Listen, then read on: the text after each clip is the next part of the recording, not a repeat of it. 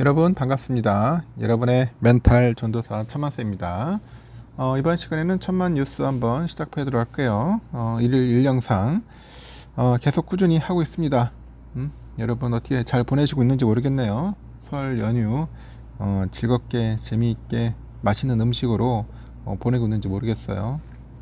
날은 춥고 눈도 많이 오고 그랬는데 이제 귀성길 다시 백으로 해야겠죠. 이제 귀성길이 아니고 이제 귀성길 끝났으니까 집으로 가는 길이죠 이제. 하여튼 집에 잘 돌아가시기 바랍니다. 운전 조심하시고.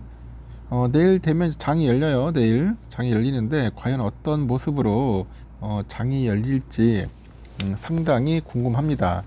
궁금해지고 진짜 폭락이 오진 않았으면 좋겠는데 또 폭락이 올 수도 있어요. 지금 그러니까 엔비디아 같은 그런 기업들이 많이 폭락을 해가지고 투심이 상당히 위축이 되어 있습니다. 그리고 AI 반도체 관련된 수요 감소가 상당히 크지 않을까 하는 그런 이야기들도 있고요. 한국 반도체주 향배는 과연 어떨 것인지 삼성전자랑 하이닉스의 영향을 좀 다르지 않겠나 하는 그런 이야기들도 있다는 겁니다. 중국의 인공지능 스타트업 딥시크가 내놓은 AI 모델 영향으로 현재 미국 주요 기술주들이 하락세를 좀 이어가고 있습니다. 국내 투자자들은 그 긴 설 연휴 이후로 오는 31일 개장할 국내 증시 영향에도 촉각을 좀 세우는 것 같습니다. 세우는 분위기고 휴장 기간 동안에 나온 딥시크 충격을 이날부터 소화할 예정이라고 하죠. 일단 미국 나스닥에서 엔비디아가 4.1% 정도 내려가지고 123.70달러의 장을 마쳤어요.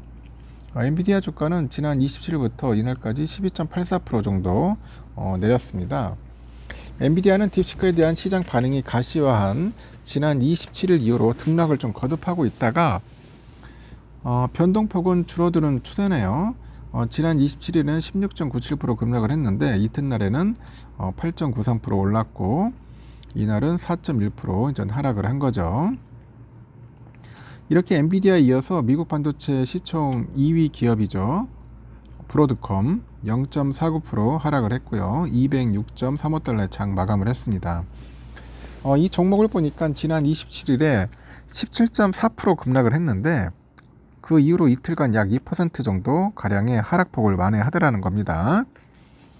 같은 날 필라델피아 반도체 지수는 0.23% 올라가지고 491.80에 4918.10이죠. 10에 잘 맞췄습니다.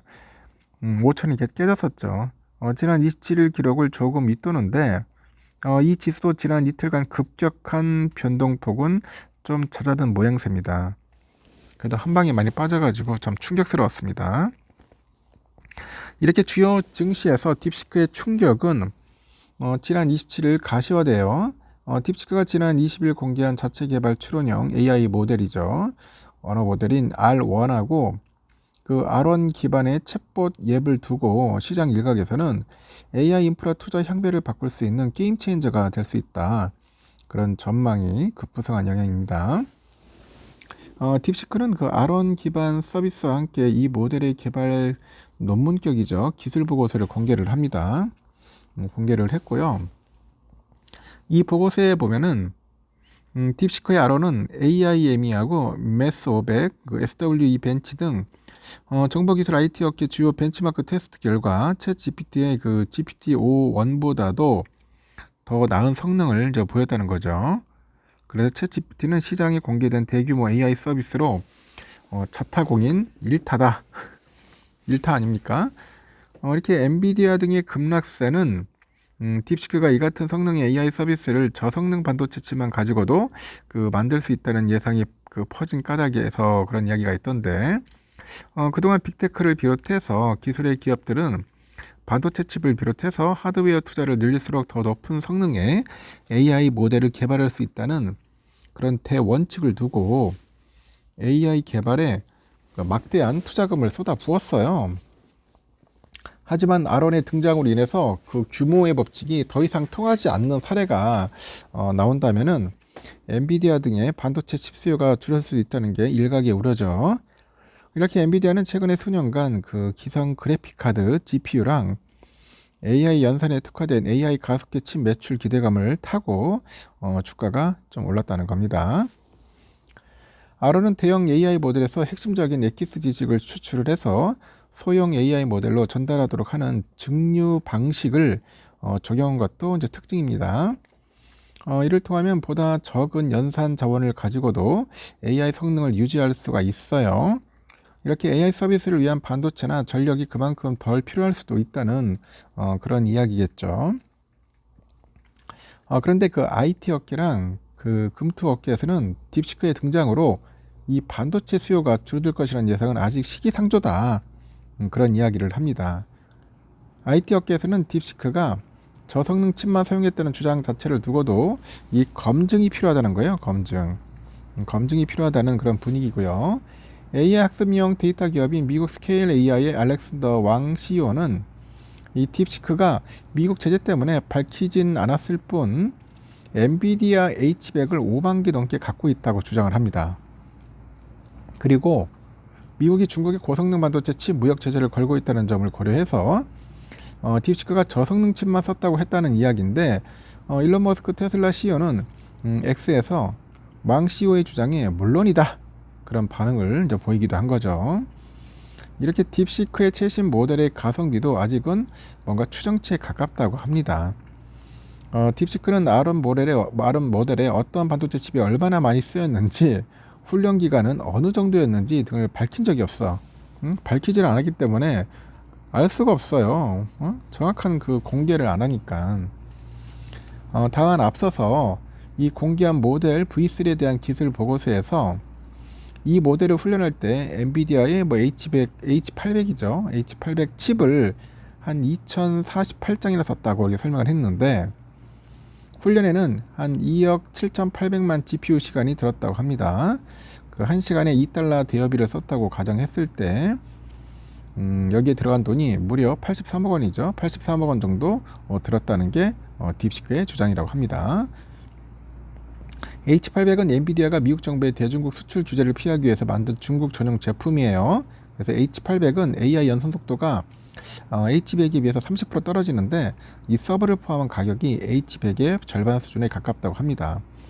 이렇게 딥시크가 가성비를 주장한 그 V3가 그 아론에서도 그 지식 증류를 통해서 만들어졌을 공산이 크다는 거죠. V3 기술 보고서에 따르니까 V3는 아론의 데이터를 활용했다고 합니다. 아론의 공개 시점이 약간 뒤였을 뿐 개발 시점은 더 앞섰다는 그런 이야기도 있고 추론 능력도 아론 시리즈 모델에서 증류해서 개발을 했네요. 이 선생님 모델 아론의 핵심적인 생각 방식을 V3가 배운 구조인 만큼 이 V3에 들어간 개발 비용이 아론에 비해서 적었을 공산이 크다고 하죠. 이렇게 딥시크는 V3 개발 비용을 훈련 단계에 한정을 해서 공개했을 뿐 AI 모델 개발에 필수적인 데이터 취득과 정제 비용 등은 포함하지 않았다고 합니다. 금투업계에서는 딥시크의 가성비 AI 개발이 사실일 경우 국내 양대 반도체주에 미치는 영향이 다르다는 거죠. 하이닉스는 단기적으로 투자 심리가 악화될 수 있다는 분석이 있고 하이닉스의 주력 제품 중 하나인 5세대 HBM3는 엔비디아의 고성능 칩 H100 등의 핵심 부품이죠. 하이닉스가 지난해 4분기 HBM에서 올린 매출은 5조 8,510억인데 전체 디램 매출의 40% 수준이었고 대부분 엔비디아의 제품을 팔아서 거둔 결과입니다. 이 고성능 반도체 칩 수요가 줄어들 것이라는 시장 예상이 퍼지다 보니까 하이닉스 주가는 일부 타격을 입을 수 있어요. 반면에 삼성 주가가 입을 영향은 보다 제한적이다. 그게 금투업계의 전망이고 삼성은 엔비디아의 4세대 HBM인 그 HBM3를 납품하고 있는데 하이닉스 HBM3보다는 한 단계 낮아요.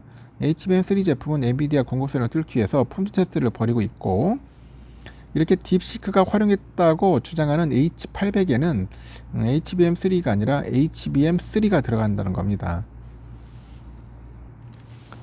전문가들은 중장기적인 수요 타격 전망에는 선을 긋는 분위기더라고요. 일단은 연산 효율성이 개선됐다고 해서 HBM 수요가 줄어들 것이라는 전망에는 전혀 동의하지 않고 이 공룡 기업들이 같은 투자액으로 더 큰 격차를 벌릴 수 있다는 그런 이야기일 뿐 지금처럼 중요한 기술 변혁기에 칩 투자를 줄이는 그 만용을 부릴 기업은 없을 것이다 이렇게 잘라 말합니다. 그리고 이어서 딥시크가 공개한 R1도 미국 기업들이 공개한 각종 모델도 각 기업이 가지고 있는 전부가 아닐 것이다. 각자 비정의 카드는 숨겨둔 채로 AI 경쟁이 격화될 전망이라서 이번 발표로 HBM 수요가 꺾일 것이라고 보기는 어렵다고 언급을 하는 것 같아요. 이렇게 딥시크의 R1 발표로 미국 AI 슈퍼사이클이 가속화되다 보니까 하여튼 가속화됐죠. 하여튼 투자는 좀 줄지는 않을 것 같아요. 하여튼 제가 볼 때는 이번 발표로 엔비디아를 비롯해서 A직 대장인 브로드컴, TSMC 등 코어 기업의 업계 내 경쟁력이나 해자를 건드리는 이슈가 아니다. 최근의 급락은 시장의 오해와 과장된 보도에서 오는 매수 기회라고 분석하는 사람도 있어요. AI 슈퍼사이클의 파동이 진폭을 좀 키우겠지만 AI 코어의 인프라 기업의 주가 우상향은 계속될 것이다. 이렇게 전망하는 전문가들도 있다는 겁니다. 여러분들도 한번 잘 판단하셔서 이게 진짜 반도체를 투자해야 할지 말아야 할지 고민이 많이 될 것 같은데 저는 개인적으로 오히려 AI 시장이 점점 더 커질 것 같아요. 점점 더 커질 것 같습니다. 판이 커지는 거지. 장기적으로는 좀 낫지 않을까, 좋아지지 않을까 그렇게 한번 예상을 해봅니다. 여기까지 하겠습니다. 여러분 즐거운 하루 보내시고요. 내일 뵙도록 하겠습니다. 감사합니다.